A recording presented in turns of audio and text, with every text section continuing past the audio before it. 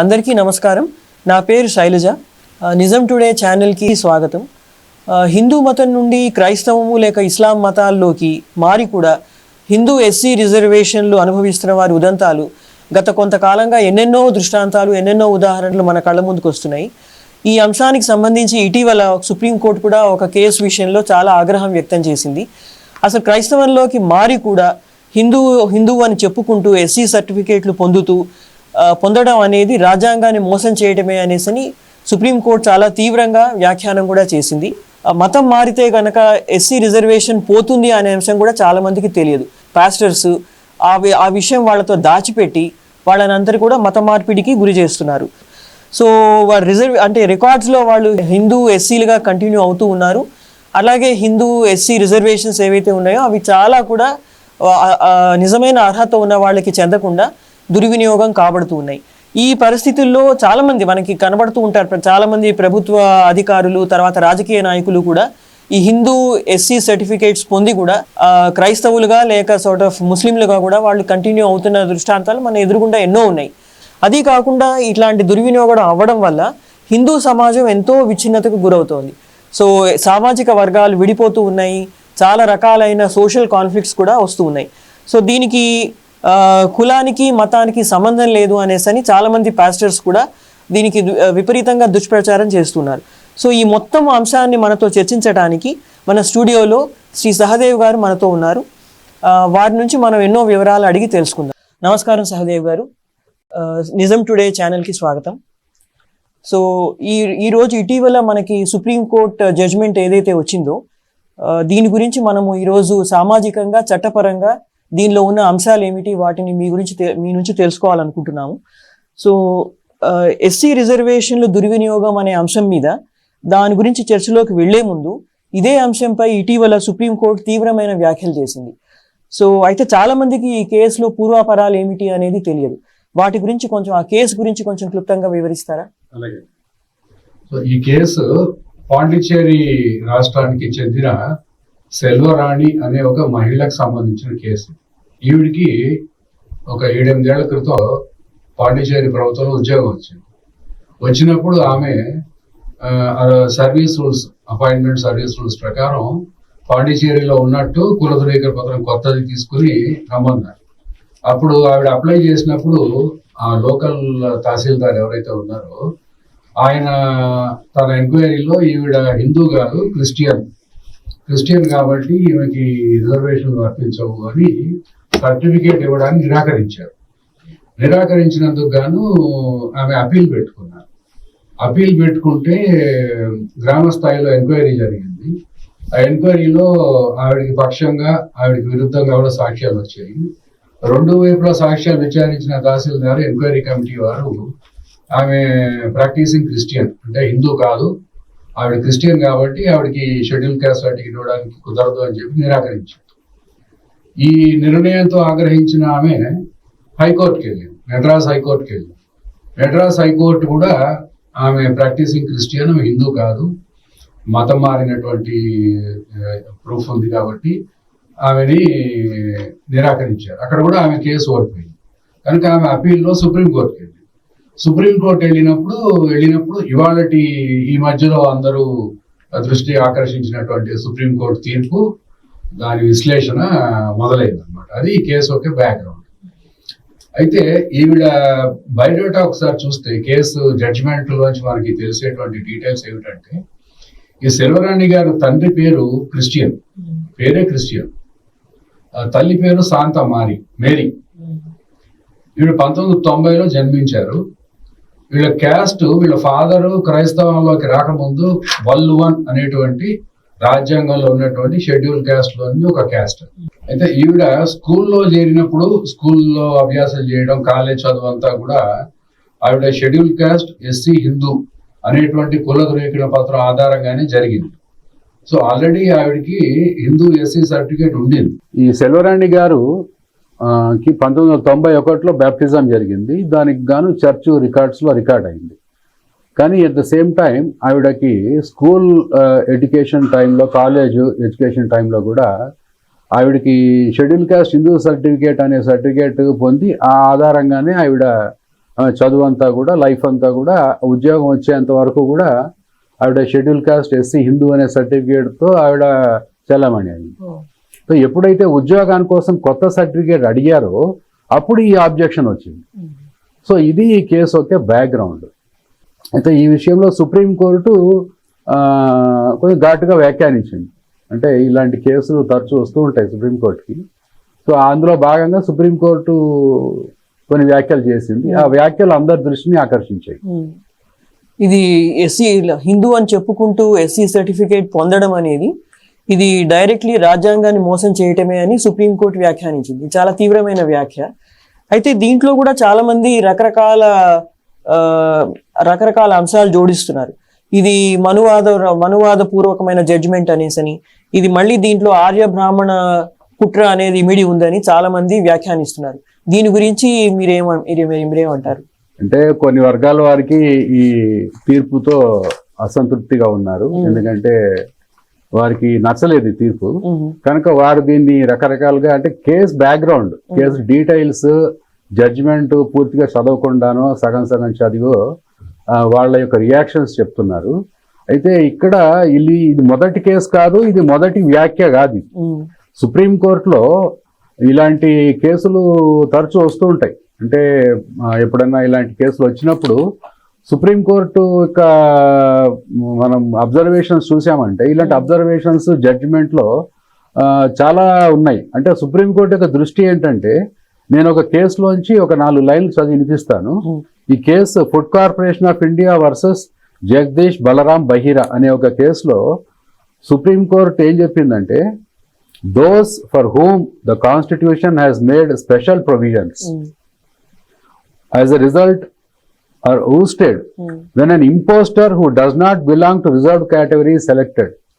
అంటే ఒకతను మోసపూరితంగా సర్టిఫికేట్లు సంపాదించి ఒకరికి రావాల్సిన ఉద్యోగాన్ని కొట్టేసినప్పుడు అసలైన అర్హతలు ఉన్నటువంటి మనిషికి అన్యాయం జరుగుతుంది. The fraud on the constitution precisely lies in this. Such a consequence must be avoided and stringent steps should be taken by the court to ensure that unjust claims of impostors are not protected in the exercise of jurisdiction under Article 142. అంటే ఇలాంటి కేసులు తరచూ వస్తూ ఉంటాయి. వచ్చినప్పుడల్లా supreme court ఒకవేళ ఈ సర్టిఫికేట్లు అనైతికంగా పొందారు, తప్పుడు వివరాలతో పొందారని నిరూపించబడ్డప్పుడు ఇలాంటి వ్యాఖ్యలు చేస్తూ ఉంటుంది. ఇప్పుడు ఏంటంటే సోషల్ మీడియా కానీ ఇంటర్నెట్ కానీ ఎక్కువ మందికి అందుబాటులో ఉండడం వల్ల ఈ తీర్పు ఎక్కువ మంది దృష్టికి వెళ్ళింది. కానీ ఇలాంటి తీర్పులు, ఇలాంటి కేసులు గత 45 ఏళ్ల నుంచి సుప్రీంకోర్టులో వస్తూనే ఉన్నాయి. ఇలాంటి నిర్ణయాలు వస్తూనే ఉన్నాయి. ఈ కొత్తగా మాత్రం ఇది ప్రో హిందూ జడ్జ్మెంట్స్ అని ఇటువంటి రంగు పోయటానికి సిద్ధంగా ఉన్నారు చాలా మంది. చాలా రకాల న్యూస్ డిబేట్స్ కూడా జరుగుతూ ఉన్నాయి ఈ విషయం పైన. మీరు చెప్తున్న చాలా ఇంపార్టెంట్ విషయం చెప్పారు మీరు. ఇది ఇట్లాంటివన్నీ ఇంకా ఇతర హైకోర్టులలో కూడా ఏమైనా జరిగినాయండి? జరిగాయండి. ఇన్ఫాక్ట్ ఈ కేసే మెడ్రాస్ హైకోర్టులో ఆ సెల్వరాణి గారికి తీర్పు అనుకూలంగా రాలేదు కాబట్టి సుప్రీంకోర్టుకి వెళ్ళారు. సో ఇప్పుడు విశ్లేషణ చేసేటప్పుడు సుప్రీంకోర్టుల మీద వ్యాఖ్యలు చేసేటప్పుడు మరి హైకోర్టు జడ్జిల సంగతి ఏంటి? మరి హైకోర్టు జడ్జిలను తప్పుపడితే నిరాకరించిన జిల్లా కలెక్టర్, రివ్యూ కమిటీ, తహసీల్దార్ వాళ్ళని కూడా తిడతారా? వాళ్ళని కూడా మనువాదులు అంటారా? వాళ్ళని కూడా ఆర్యబ్రాహ్మణ పక్షానికి చెందినవారు అంటారు. తప్పు కదా అది. నిర్ణయమే. నిర్ణయంతో మేము ఏకీభవించట్లేదు, రివ్యూ చేయాలి, అప్పీల్ పెట్టాలి, దీని చట్టాలు చేయాలి, దీనికి ఇలాంటి అని చెప్పండి, అది ఒప్పుకోవచ్చు. ఇప్పుడు కొత్తగా ఏదో వచ్చినట్టు చెప్తున్నారు. ఇలాంటి కేసు 1983లోనే డిసైడ్ అయ్యింది. కైలాష్ శంకర్ వర్సెస్ మాయాదేవి అనే కేసులో 83లోనే ఇలాంటి కేసు వచ్చింది. ఇన్ఫాక్ట్ ఈ కేసు జడ్జిమెంట్ అంతా కూడా ఆ 83లో నిర్ణయించినటువంటి కేసు ఆధారంగానే చేశారు. కొత్తగా ఎలాంటి న్యాయ సిద్ధాంతాలు, న్యాయ సూత్రాలు, కొత్త చట్టాలు ఈ మధ్యలో గత 45 ఏళ్లలో ఏం అడ్డం రాలేదు. 83 జడ్జిమెంట్ ఆధారంగానే ఈ జడ్జిమెంట్ కూడా వచ్చింది. ఓకే. సో ఇందులో డాక్ట్రిన్ ఆఫ్ ఎక్లిప్స్ అని ఒక పదం వాడారు. అసలు అంటే ఏమిటండి డాక్ట్రిన్ ఆఫ్ ఎక్లిప్స్ అంటే ఏమిటి? ఇక్కడ ఒక సుప్రీంకోర్టు కొన్ని తీర్పుల్లో caste comes by birth and does not go on conversion అన్నారు. అంటే కులం అనేది పుట్టుకతో వస్తుంది, పుట్టుకతో వచ్చినటువంటిది మతం మారితే పోదు అన్నారు. అలాంటప్పుడు వేరే మతంలోకి మారితే కూడా కులం ఉంటుంది కదా. సో అందుకోసం 1983లో ఇలాంటి కేసు ఒకటి వచ్చింది. ఒక మహిళ క్రైస్తవురాలుగా మారి తర్వాత ఆవిడ ఎలక్షన్లో రిజర్వ్డ్ కాన్స్టిట్యూన్సీ నుంచి పోటీ చేయటం, ఆవిడ గెలవటం, ఓడిపోయిన అభ్యర్థి ఆవిడ మీద ఈవిడ క్రిస్టియన్, ఈవిడ ఎస్సీ కాదని కేసు పెట్టడం జరిగింది. సో ఆ జడ్జిమెంట్లో 83లో 1983లోనే సుప్రీంకోర్టు ఏం చెప్పిందంటే, పుట్టుకతో వచ్చిన కులం మతం మారితే పోదు, కానీ మతం మారినప్పుడు ఆ కులం గ్రహణ అవస్థ అంటే ఎక్లిప్స్, ఎలాగైతే సూర్యగ్రహణం అప్పుడు కనపడకుండా చీకటి వస్తుందో, అలాగే హిందూ మతం, హిందూ, సిక్, జైన్, బుద్ధిస్ట్ 4 మతాల్లో ఉన్నవారు తప్ప వేరే మతానికి వెళ్తే ఆ కులం గ్రహణావస్థలో ఉంటుంది. అంటే దాన్ని వాడుకోవడానికి వీలు లేదు. ఒక మనిషి కులం ఉంటుంది, but it cannot be made use of for any purpose unless the person reconverts. మళ్ళీ అతను స్వధర్మానికి తిరిగి వస్తేనే ఆ గ్రహణం అనేది తొలగుతుంది, ఆ కులం అనేది పునరుద్ధరణ అవుతుంది, మళ్ళీ ఆ కులానికి వచ్చేటువంటి సకల సదుపాయాలను వాడుకోవచ్చు అని 1983లోనే జడ్జిమెంట్లో డాక్ట్రిన్ ఆఫ్ ఎక్లిప్స్ అనేటువంటి ఒక న్యాయ సిద్ధాంతాన్ని 1983 జడ్జిమెంట్లో అప్పటి జడ్జిలు ప్రవేశపెట్టారు. చాలా ముఖ్యమైన సిద్ధాంతం అది, 40 ఏళ్ళు దాటిపోయింది. అవును.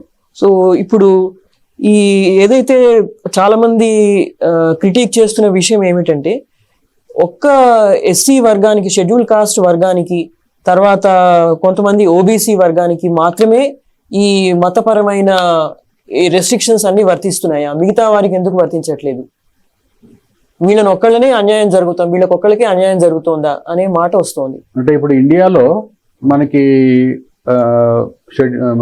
రిజర్వేషన్స్ అనేది 4 బ్రాడ్ కేటగిరీలో చేసుకోవచ్చు. Schedule caste, schedule tribe, OBC అంటారు, అదర్ బ్యాక్వర్డ్ క్లాసెస్, అండ్ కొత్తగా ప్రవేశపెట్టిన ఈబీసీ, ఎకనామిక్ బ్యాక్వర్డ్ క్లాసెస్. అది ఇక్కడ మనం ముఖ్యమైన తేడా గమనించాల్సింది ఏంటంటే, బీసీ అంటే బ్యాక్వర్డ్ క్యాస్ట్ కాదు, it is backward class. So OBC రిజర్వేషన్లు, ఈబీసీ రిజర్వేషన్లు క్లాస్ ఆధారిత రిజర్వేషన్, క్యాస్ట్ ఆధారిత రిజర్వేషన్స్ కావు. అందుకే ఓబీసీలో మీరు ముస్లిమ్స్ ఉంటారు, క్రిస్టియన్స్ ఉంటారు. సో అన్ని మతాల వారిని ఓబీసీలో, ఈబీసీలో కలుపుతారు. ఎస్సీ అనేది, షెడ్యూల్ క్యాస్ట్ అనేది, కుల వ్యవస్థ అనేది కేవలం హిందూ ధర్మంలో మాత్రం, హిందూ సమాజంలో మాత్రమే ఉంది కాబట్టి, హిందూ సమాజంలో, హిందూ ధర్మంలో ఉండేవారికి మాత్రమే కులం అనేది మీరు ఆపోదించవచ్చు. సో ఈ ప్రాతిపదికన ఏం చేశారంటే, మనకి ఇది బేసిస్. ఈ యొక్క రిజర్వేషన్ ఎస్సీలోకి మతం మారితే రిజర్వేషన్ ఎందుకు వర్తించదు అనే దానికి బేసిస్ ఏంటంటే, ఒక వ్యక్తి హిందూగా ఉన్నప్పుడు మాత్రమే అతనికి కులం ఉంటుంది. ఇది ఈ యొక్క ప్రిన్సిపల్ ఆధారంగానే ఈ రిజర్వేషన్స్ ఫౌండేషన్ గా ప్రారంభమైనాయి. అది. సో మీరు ఏం చెప్తున్నారంటే, సామాజిక వెనుకబాటుతనం ఒకటి, తర్వాత ఆర్థికంగా వెనుకబాటుతనం ఒకటి అనేసి. సో ఇప్పుడు మీకు ఎస్సీ వర్గాల్లో కూడా మీకు చాలా సంపాదన, ధనం ఉన్న వర్గాలు ఉంటారు డెఫినెట్ గా, అయినా వారికి సామాజిక వెనుకబాటుతనమే వర్తిస్తోంది. అవును. సో వీటి మధ్యలో వ్యత్యాసం ఎలా చెప్తారు మీరు?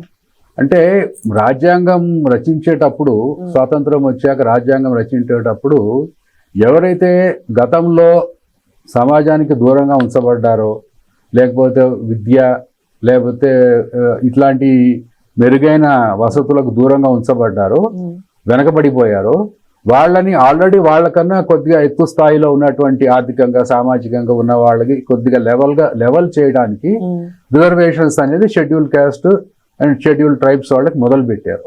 అంటే సామాజిక వెనకబాటుతనం అనేది ఆ కులానికి వచ్చింది. కొన్ని కులాలు షెడ్యూల్డ్ వీటిలో పెట్టిన కులాలకి షెడ్యూల్ క్యాస్ట్ అనే స్టేటస్ ఇచ్చారు. సో అందువల్ల అక్కడ ఎకనామిక్ క్రైటీరియా వర్తించదు. మీరు షెడ్యూల్ క్యాస్ట్ రిజర్వేషన్లకి ఆదాయ ఇన్కమ్ లిమిట్స్ ఉండవు.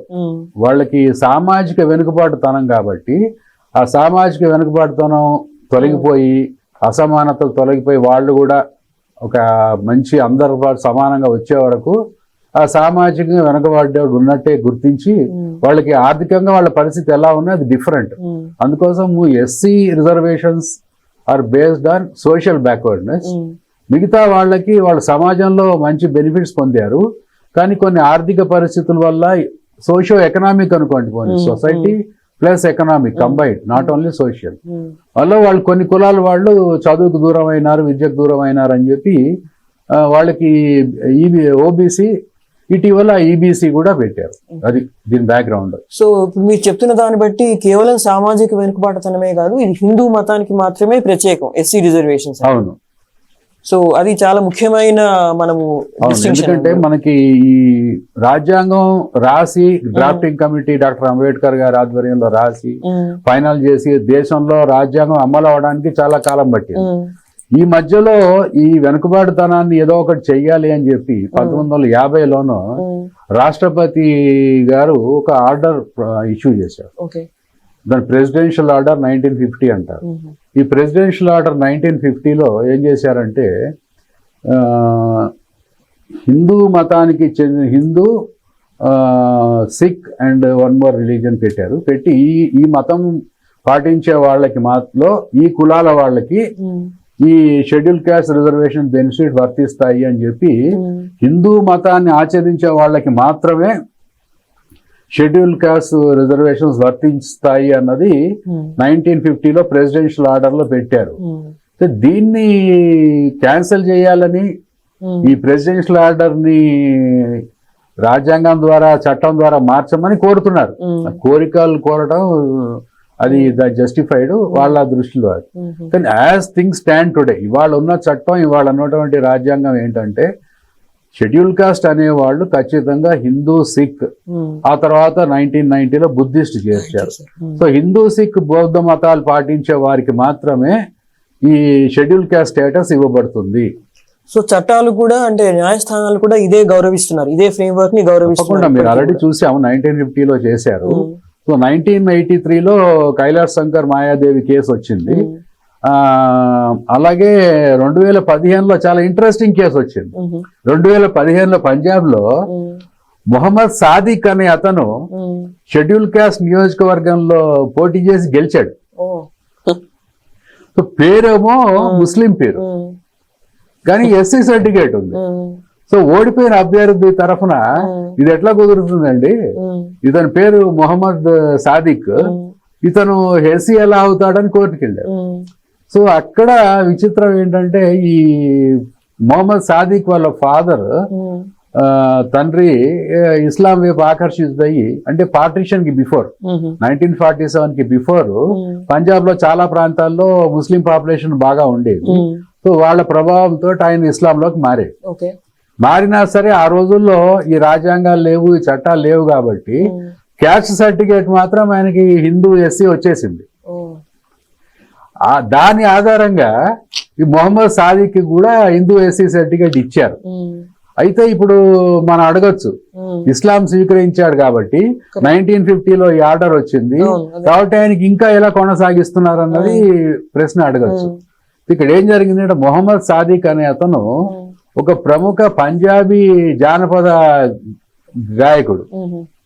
సో ఆయన ఏం చేశాడంటే ఒక స్టేజ్ లో తాను ఇస్లాం విడిచిపెట్టి మళ్ళీ సిక్ ధర్మంలోకి వెళ్తున్నట్టు ప్రకటించేశాడు పేపర్ ద్వారా, పేపర్ అడ్వర్టైజ్మెంట్ ఇచ్చాడు. అలాగే ఆయన ఇద్దరు కూతుర్లకి కూడా సిక్ ధర్మం ప్రకారం ఆయన అని చేశాడు కార్యక్రమాలు. కాకపోతే తను ఒక ప్రముఖ గాయకుడు కాబట్టి పేరు మారుస్తే తన ట్రేడ్ మార్క్, తన ట్రేడ్ వాల్యూ, బ్రాండ్ వాల్యూ పడిపోతుంది అని అతని పేరు అట్లే ఉంచేశాడు. సో ముస్లిం పేరు ఉంది, but he was a practising Sikh. So అతను కోర్టులో అది నిరూపించగలిగాడు.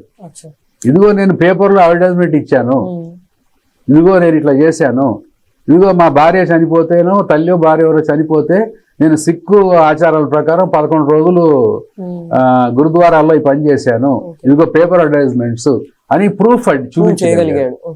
కాబట్టి ఎగ్జామ్షన్ దొరికింది. సో అట్లా అయితే ఇప్పుడు ఎంతో మంది ప్రభుత్వ రికార్డుల్లో హిందూ, ఎస్సీ వర్గం ఉన్నారు. సో ప్రభుత్వాధికారులు ఉన్నారు, చాలా మంది ఎలక్టెడ్ రిప్రజెంటేటివ్స్ కూడా ఉన్నారు. వాళ్ళందరూ కూడా హిందూ ఎస్సీ సర్టిఫికేట్స్ తోనే వాళ్ళు ఎన్నికవుతున్నారు లేక ఉద్యోగాలు సంపాదిస్తున్నారు. సో ఇటువంటి వారు ఎంతో మంది రాజకీయ పదవులు అనుభవిస్తున్న వారు ఉన్నారు. తర్వాత ప్రభుత్వ పథకాల నుంచి కూడా వాళ్ళకి ఎస్సీ రిజర్వేషన్ కింద రావాల్సిన వసతులు సౌకర్యాలు అన్ని కూడా లభిస్తున్నాయి. అయితే వారిలో ఎంతమందికి అంటే ఎస్సీ సర్టిఫికేట్స్ ఇవ్వటానికి, మత మార్పిడి జరిగిన తర్వాత ఎస్సీ సర్టిఫికేట్స్ ఇవ్వటానికి ప్రభుత్వ అధికారులకు ఎటువంటి మార్గదర్శకాలు ఏమైనా ఉన్నాయా? ఈ క్రైటీరియా ఉన్నదా వాళ్ళకి ఇష్యూ చేయటానికి? అంటే ఒక్కొక్క రాష్ట్రంలో ఒక్కొక్క పద్ధతి ఉందండి. ఇన్ జనరల్ కేంద్ర ప్రభుత్వం దాదాపు 1980s లోనే 82 or 83 ప్రాంతంలోనే సర్టిఫికేట్లు, కుల ధృవీకరణ పత్రాలు, సర్టిఫికేట్లు ఇష్యూ చేసే అధికారులకి కొన్ని మార్గదర్శకాలు ఇచ్చింది.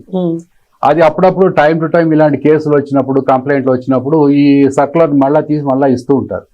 దాంట్లో కొన్ని ప్రొసీజర్స్ లేఅవుట్ చేశారు. అంటే ఆఫీసర్లకు చాలా స్ట్రిక్ట్ గా చెప్పారు, మీరు చక్కగా ఎంక్వైరీ చేయాలి, బ్యాక్గ్రౌండ్ ఎంక్వైరీ చేయాలి, వాళ్ళు ఇచ్చేటువంటి సాక్ష్యాధారాలు అవన్నీ వెరిఫై చేసి చాలా మంచి, ఎందుకంటే ఇది వెనుకబడ్డ వాళ్ళని ముందుకు తీసుకొచ్చేటువంటి ఒక ప్రత్యేక ఫెసిలిటీ కాబట్టి ఇది దుర్వినియోగం కాకూడదు, దురుపయోగం కాకూడదు అన్నట్టు మీరు చాలా జాగ్రత్త సర్టిఫికేట్లు ఇవ్వాలి. ఒకవేళ అజాగ్రత్తగా మీరు ఇష్యూ చేస్తే మీ మీద చర్యలు తీసుకుంటామని కూడా తీసుకోవచ్చు అని చెప్పి కూడా కేంద్ర ప్రభుత్వం నుంచి గత 40 ఏళ్ల నుంచి అప్పుడప్పుడు ఆదేశాలు వస్తూనే ఉంటాయి.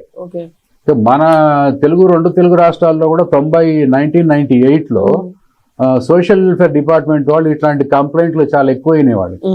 ఎక్కువైనప్పుడు వాళ్ళు ఒక ప్రొసీజర్ వర్కౌట్ చేశారు. వాళ్ళు ఏం చెప్పారంటే, ఎవరైతే అభ్యర్థి క్యాస్ట్ సర్టిఫికేట్ కోసం అప్లికేషన్ ఇచ్చినట్టు అభ్యర్థి ఇచ్చే కాగితాలతో పాటు మీకు అనుమానం వచ్చినా లేకపోతే మీరు పూర్తిగా మీరు సాటిస్ఫై అవ్వాలన్నా మీరు అభ్యర్థి ఇంటికి వెళ్ళి ఇంట్లో ఎలాంటి మతపరమైన ఆచార అలవాట్లు ఉన్నాయి, ఏ మతం పాటిస్తున్నారు, ఏ పండుగలు పూజిస్తున్నారు, వాడుతున్నారు, ఏ దేవుడిని కొలుస్తున్నారు, సామాజికంగా తర్వాత మతపరంగా ఏ మతాన్ని వాళ్ళు ఆశిస్తున్నారో నిర్ధారించుకుని లోకల్ ఎంక్వైరీ చేసి, స్పాట్ ఎంక్వైరీ చేసి మీరు సర్టిఫికేట్లు జారీ చేయాలి, పర్టికులర్గా కంప్లైంట్స్ వచ్చిన కేసెస్లో అని కూడా వాళ్ళు 1998లో ఒక సర్క్యులర్ జారీ చేశారు. సో కొన్ని సంఘాలు ఈ సర్క్యులర్ని విడ్రా చేయాలి అని అడుగుతున్నారు. మేము సర్టిఫికేట్ అడిగినంత మాత్రాన మీరు మా ఇంట్లో దూరుతారా అని కూడా వాళ్ళు ప్రశ్నిస్తున్నారు. కానీ ఇప్పటికీ అది చెల్లుబాటులోనే ఉంది. సో మరి వాటి అమలు ఎలా జరుగుతుంది? అప్పుడు అమలు అంటే సామాన్యంగా 99.99 కేసెస్లో ఎవ్వరూ అబ్జెక్షన్స్ పెట్టరు సర్టిఫికేట్ ఇష్యూకి. ఎందుకంటే వాళ్ళు అప్లై చేసుకుంటారు, తహసీల్దారు, ఎంఆర్ఓ ఎవరైతే ఈ సర్టిఫికేట్ ఇష్యూ చేసే కాంపిటెంట్ అథారిటీ ఉన్నారో వాళ్ళ డిస్క్రిప్షన్, వాళ్ళ అథారిటీ వాడుకుని వాళ్ళు నిర్ణయం తీసుకుంటారు. వాళ్ళ మిగతా పనులన్నీ వదిలిపెట్టి ఇళ్ళ చుట్టూ తిరగాలంటే వాళ్ళకి కాదు. కాకపోతే కంప్లైంట్ వచ్చిన చోట, అనుమానం వచ్చిన చోట ఖచ్చితంగా ఈ యొక్క ప్రొసీజర్ అమలు చేయొచ్చు. ఇన్ఫాక్ట్ ఈ సెల్వరాణి గారి కేసులో ఒక విచిత్రం ఏంటంటే, గ్రామంలో ఎంక్వైరీ పెట్టారు, ఈవిడ హిందువా క్రిస్టియనా అని. పెట్టినప్పుడు ఆవిడకి ఈవిడ క్రిస్టియను, పలానా రోజు బ్యాప్టిజం అయింది, పలానా చర్చికి వెళ్తుంది, పలానా వాళ్ళ అమ్మగారు పలానా చర్చికి వెళ్ళేవారని సాక్ష్యం ఇచ్చింది ఎవరో కాదు, స్వయాన సెల్వరాణి గారి బ్రదర్. ఇంగ్లీష్ లో బ్రదర్ అన్నారు కాబట్టి సెల్వరాణి గారి అన్న తమ్ముడా తెలియట్లేదు.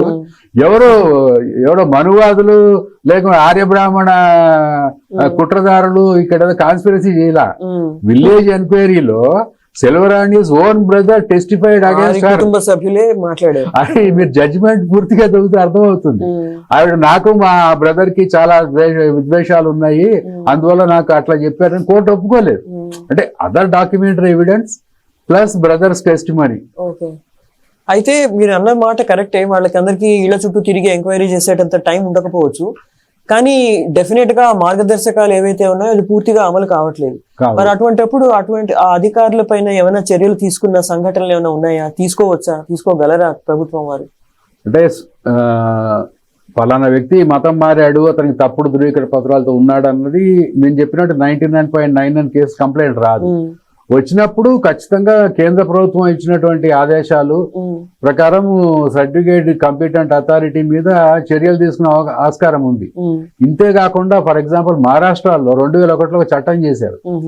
ఈ మహారాష్ట్ర చట్టం ప్రకారం ఎవరైనా ఫాల్సిఫైడ్ డాక్యుమెంట్స్, తప్పుడు సాక్ష్యాధారాలతో కుల ధృవీకరణ పత్రాలు పొందితే వాళ్ళకి 2 ఏళ్ల జైలు శిక్ష, 20,000 జుర్మానా, 2 ఏళ్ల జైలు శిక్ష ఉంది. ఇప్పుడు ఇలాంటి కేసులు దేశంలో ఎక్కువైనాయి అనుకోండి, ఇలాంటి చట్టం దేశవ్యాప్తంగా చేయాల్సి వస్తుంది. ఆ భయం, ఇప్పుడు మనిషికి భయం ఉంటే తప్పు చేయడు.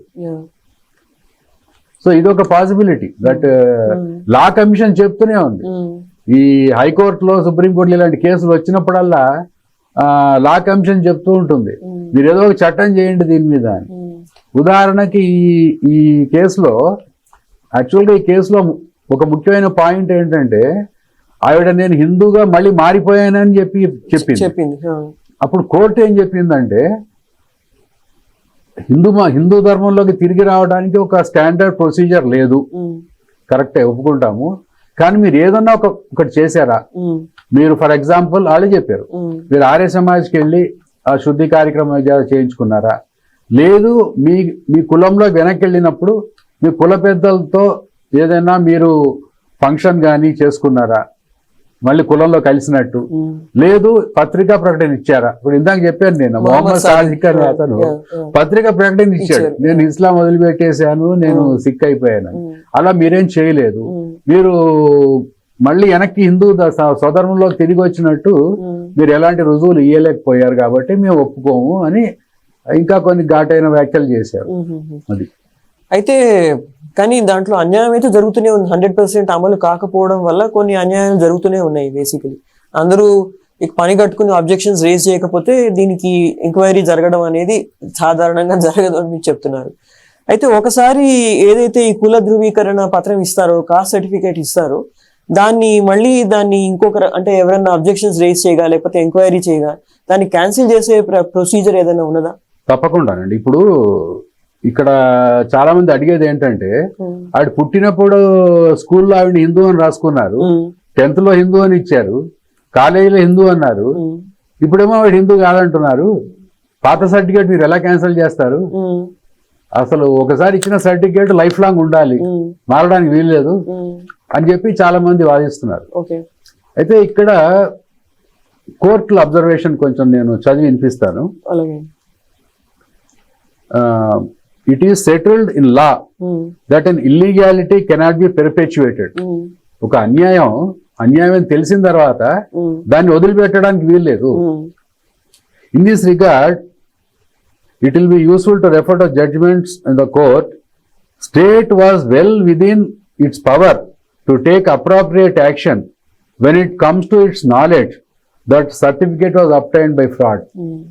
కోర్టులు చాలాసార్లు గత 40-50 ఏళ్లలో ఎక్కడైతే కుల ధృవీకరణ పత్రాలు ఫ్రాడులెంట్ మేనర్లో ఫ్రాడ్ చేసి తీసుకున్నారో వాటిని క్యాన్సిల్ చేసే అధికారం ఆయా కాంపిటెంట్ అథారిటీకి ఉంది అనేటువంటిది సుప్రీం కోర్టు జడ్జ్మెంట్లు చేసాయి. సో దాని ఆధారంగా మనకి ప్రతి జిల్లాలో కూడా ఒక డిస్ట్రిక్ట్ లెవెల్ స్క్రూటినీ కమిటీ ఉంటుంది. ఎక్కడైతే కంప్లైంట్స్ వస్తాయో అది జాయింట్ కలెక్టర్ ఆధ్వర్యంలో ఒక కమిటీ ఉంటుంది. ఈ కంప్లైంట్స్ అన్ని ఆ కలెక్టర్ గారి ఆధ్వర్యంలో కమిటీకి ఇస్తారు. అప్పుడు ఎవరైతే కంప్లైంట్ ఇచ్చారో లేకపోతే ఎవరైతే ఫ్రాడ్ అక్యూజ్డ్ ఉన్నారో వాట్ ఎవర్ ఈస్ వాళ్ళు వచ్చి వాళ్ళ పక్షం వాదనలు వినిపిస్తారు.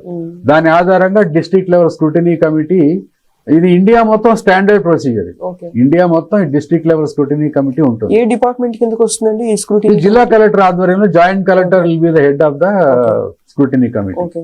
సో అక్కడికి వెళ్తాయి. సో ఏదో అలాటప్పగా ఎవరో కంప్లైంట్ ఇచ్చారు కాబట్టి క్యాన్సిల్ చేయడం అన్నది జరగదు.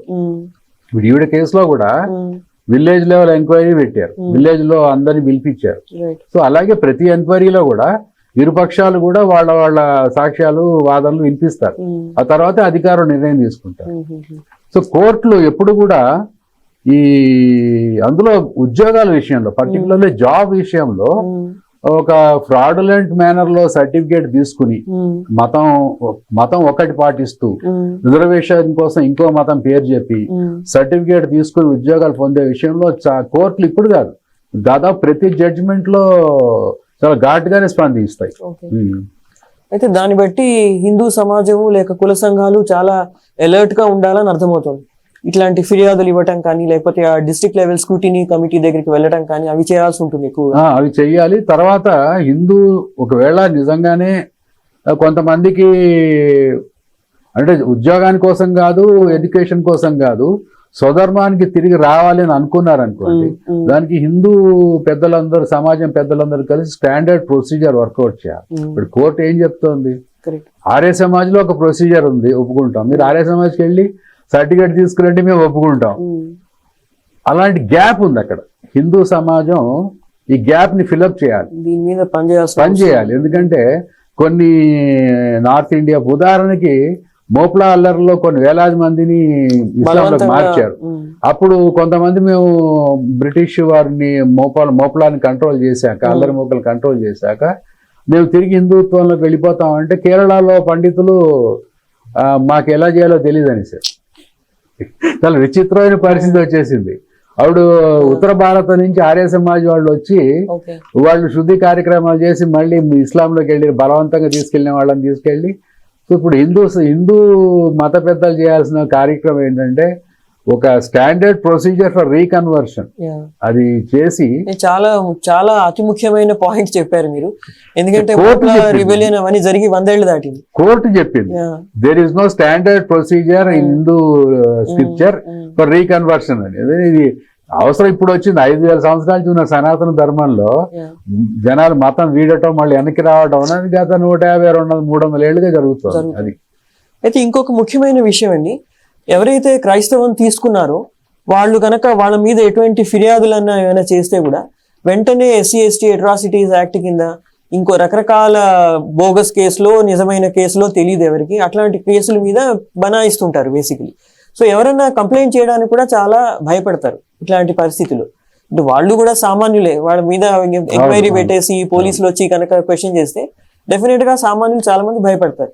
సో ఈ సిచ్యువేషన్ ఉంది వాళ్ళ సొసైటీలో. సో దానికి అసలు మన దాని గురించి కొంచెం వివరించండి, ఏం జరుగుతుంది అసలు?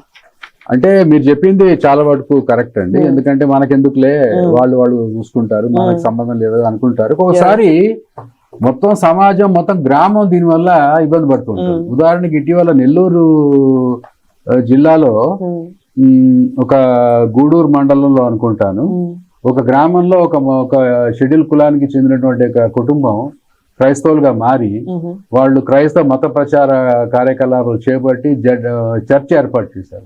దాని లౌడ్ స్పీకర్లు పెట్టారు. పెట్టి పొగలు రాత్రి లేకుండా ఎడా వాళ్ళు జనాల్ని ఇబ్బంది పెట్టారు. ఇబ్బంది పెట్టి గ్రామస్తులు ఇంకా ఉండబట్టలేక చెప్పి చూశారు. చెప్తే మీరు చెప్పినట్టుగా బెదిరింపులు అవి చేశారు. చేస్తే సాక్ష్యాధారాలతో జిల్లా ఎక్కడ ఫిర్యాదు చేయాలో అక్కడ చేశారు. చేసిన తర్వాత అప్పుడు ఎంక్వైరీ చేసిన ధర్మిలా అది వీళ్ళు మతం మారారు, క్రైస్తవాన్ని పాటిస్తున్నారు అని చెప్పి ఆ కుటుంబం యొక్క మొత్తం SC కుల ధృవీకరణ పత్రాలను క్యాన్సిల్ చేశారు. వాళ్ళు క్రిస్టియన్ సర్టిఫికేట్ ఇచ్చారు. సో కొంతమంది అంటే ఇక్కడ ఘర్షణకు దిగడము, వాళ్ళతో వాగ్వివాదం దిగడం వల్ల పరిష్కారం కాదు. ఒకవేళ మీకు వాళ్ళ వల్ల దానివల్ల ఇబ్బంది కలిగినా మీరు ప్రొసీజర్ల ప్రకారం కంప్లైంట్ చేయండి, సాక్ష్యాధారాలు ప్రూవ్ చేయండి, కంప్లైంట్ చేయండి, ఖచ్చితంగా ఇది ఇక్కడ ఒక హిందువుల్లో SCలుగా ఉన్నవారు అరే మనకి రావాల్సింది అర్హత లేని వాళ్ళు తీసుకుంటున్నారని చెప్పి కోర్టులు కూడా చెప్తున్నాయి. కానీ మనమే ముందుకు వచ్చి మనం దీని మీద సంఘటితంగా పోరాడాల్సిన అవసరం కూడా ఉంది.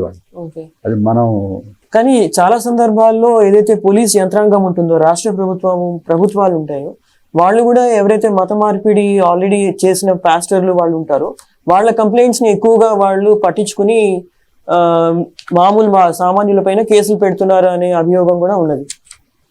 అంటే ఇప్పుడు ఇక్కడ క్రక్స్ ఆఫ్ ద మ్యాటర్ అంటే కోర్ ఇష్యూ ఏంటంటే, ఒకసారి competent authority for issuing caste certificate, తహసీల్దారో కలెక్టరో whoever is authorised to give caste certificate, ఆయన ఒకసారి ఈ వ్యక్తి పలానా కులానికి చెందిన వాడు సర్టిఫికేట్ ఇచ్చాక అది ఎలక్షన్ కమిషన్ అయినా, పోలీస్ ఇన్స్పెక్టర్ అయినా, దాన్ని ఒప్పుకోవాలి. సో ఒక చర్చ్ నడిపే క్రిస్టియన్ పోలీస్ స్టేషన్కి వెళ్ళి తన హిందూ క్యాస్ట్ సర్టిఫికేట్ ఇచ్చి పలానా అతను నన్ను కులం పేరుతో దూషించాడు అని కంప్లైంట్ పెడితే పోలీస్ అధికారి స్వీకరించక తప్పదు. సో కుల ధృవీకరణ పత్రం ఇవ్వడమే క్రూషియల్ మ్యాటర్. ఇప్పుడు మీరు టీటీడీ ఎగ్జాంపుల్ తీసుకోండి. టీటీడీలో అన్యమతస్తులు ఉండకూడదు అన్నారు. సపోజ్ హిందూ కుల ధృవీకరణ పత్రంతో టీటీడీలో క్రైస్తవ మతం పాటిస్తున్న వాళ్ళు పనిచేశారు అనుకోండి, మీరు ఎలా దాన్ని చేసుకుంటారు? సో ఇక్కడ సర్టిఫికేట్ ఇష్యూయింగ్ ప్రాసెస్ ని స్ట్రెంగ్థెన్ చేయాలి, స్ట్రీమ్ లైన్ చేయాలి. దానికి మహారాష్ట్రలో ఏదైతే చట్టం చేశారో, తప్పుడు డిక్లరేషన్స్ ఇస్తే 2 ఏళ్ళు జైలు శిక్ష అన్నారు. అలాంటి చట్టాలు కనుక ఉంటే జనాలు కూడా భయపడి వాళ్ళు కరెక్ట్ అయిన సర్టిఫికేట్ తీసుకుంటారు. ఆఫీసర్లు కూడా కేంద్ర ప్రభుత్వం ఇచ్చిన ఆదేశాల ప్రకారం నేను సరిగ్గా ఎంక్వైరీ చేయకుండా, నేను సరిగ్గా చూడకుండా ఇస్తే అది నా ఉద్యోగానికి ముప్పు, నాకు కూడా పనిష్మెంట్ వస్తుందని అధికారులు కూడా భయం ఉంటుంది. అయితే ఏకంగా వాళ్ళు ఎస్సీ ఎస్టీ అట్రాసిటీ కేసు అంటే అది నాన్ బెయిలబుల్ కేసు కదండి, దాన్నే పెట్టేస్తున్నారు ఏకంగా వాళ్ళు. అది పిచ్చిక మీద బ్రహ్మాస్త్రం లాగా వాడేస్తున్నారు. అది ఆల్ ఇండియా లెవెల్లో 199 కేసులు అవి వేగిపోతాయి, ఫెయిల్ అవుతాయి. కాకపోతే ఆ యొక్క స్టిగ్మా, ఆ లాకప్ లోకి వెళ్ళటం, బెయిల్ మీద రావటం, బైండ్ ఓవర్ అవటం, ఇవన్నీ కంటిన్యూ అవుతాయి. ఇన్ఫాక్ట్ సుప్రీంకోర్టు కొన్ని డైరెక్షన్స్ ఇచ్చింది, ఇట్లా అట్రాసిటీ కేసు పెట్టగానే అరెస్ట్ చేయకూడదని. కొన్ని ఎంక్వైరీ చేసి అరెస్ట్ చేయండి, ఎందుకంటే అవతల వాడికి పరువు పోతుందంటే అది ప్రభుత్వం ఏదో అమెండ్మెంట్స్ తీసుకొచ్చి దాన్ని నలిఫై చేసింది. ఓకే. అయితే ఇప్పుడు ఈ రీసెంట్ కేసులో కూడా బ్యాప్టిజం ఒక ఆధారంగా చూపబడింది. అటువంటప్పుడు మరి ఇప్పుడు ఎవరైనా కూడా బ్యాప్టిజం తీసుకుని అయినా సరే హిందూ ఎస్సీ వర్గానికి చెందిన వాళ్ళు అనేసి వాళ్ళ కుల ధృవీకరణ పత్రం ఉందనుకోండి వాళ్ళ దగ్గర, సో వాళ్ళు బ్యాప్టిజం చేయబడ్డారా లేదా అనే ప్రమాణం మనకి ఎక్కడి నుంచి దొరుకుతుంది?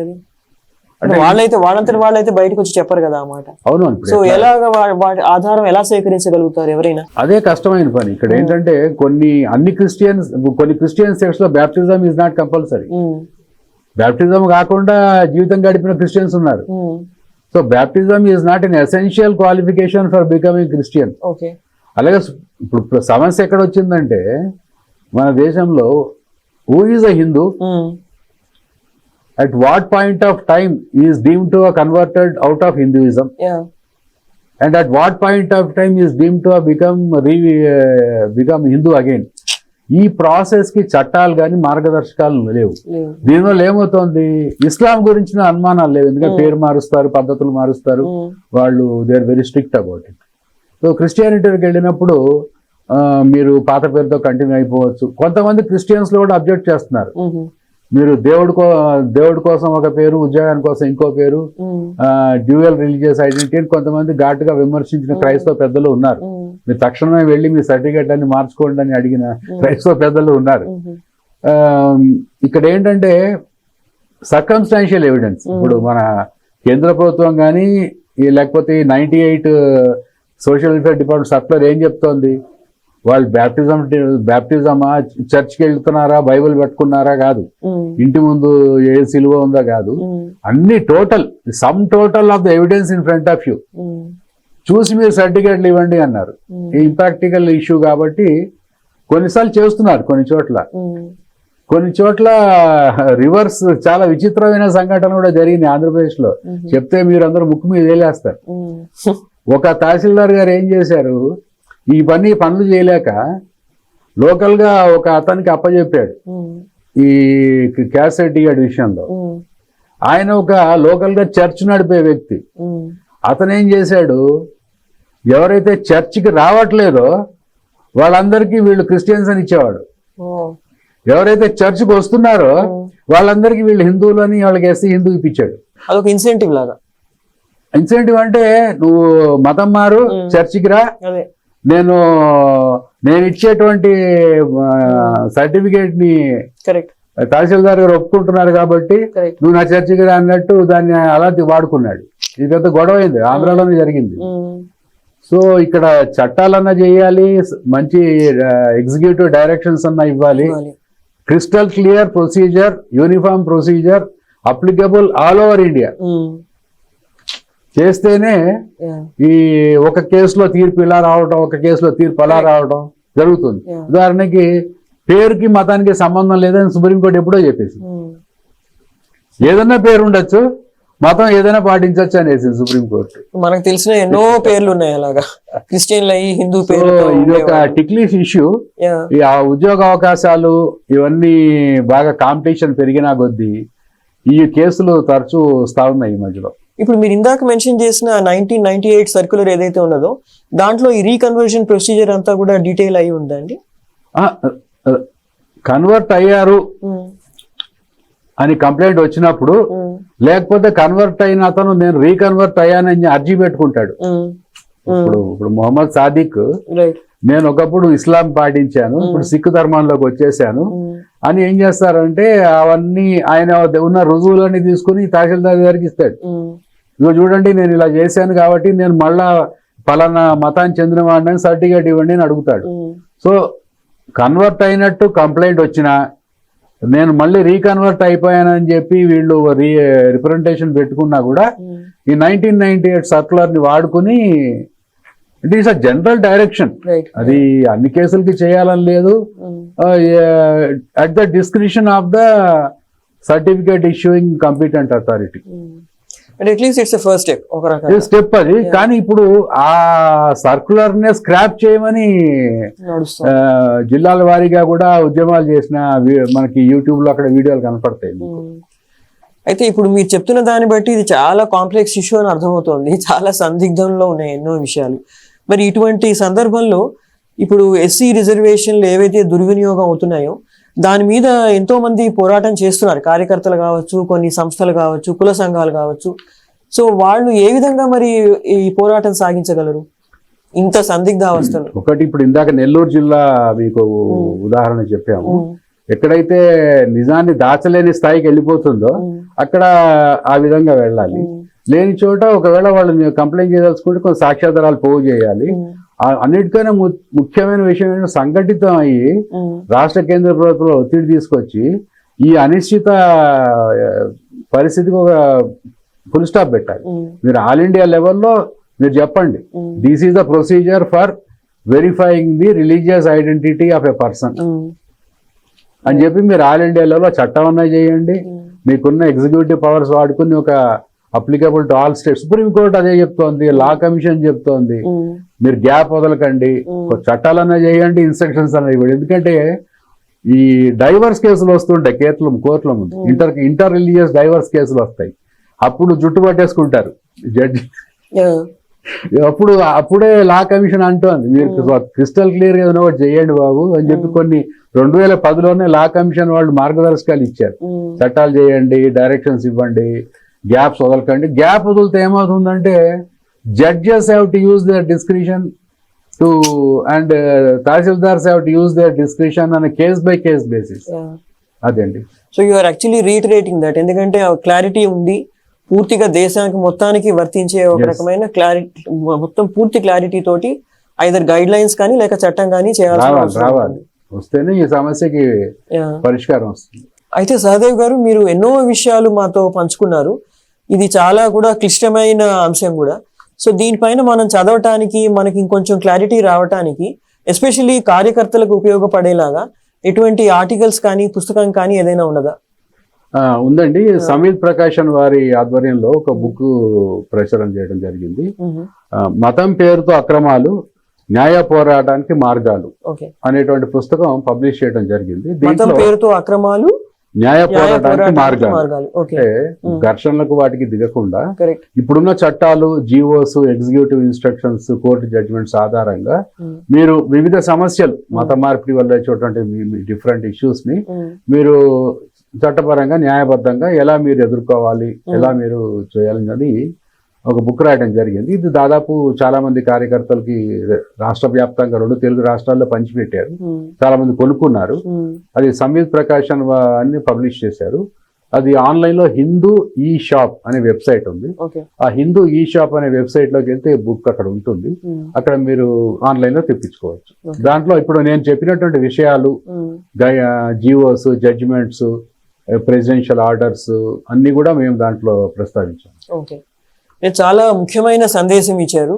ఎక్కడైతే లీగల్ ఇష్యూస్ పైన ఎట్లాంటి గ్యాప్స్ ఉన్నాయి, సో దాంట్లో కార్యకర్తలు పనిచేస్తున్న వాళ్ళకి ఎటువంటి డౌట్లు అనుమానాలు వస్తాయి, సో ప్రభుత్వ యంత్రాంగం కూడా ఏ విధమైన చర్యలు తీసుకోవచ్చు, ఇట్లాంటి చాలా చాలా ముఖ్యమైన విషయాలు వివరించారు.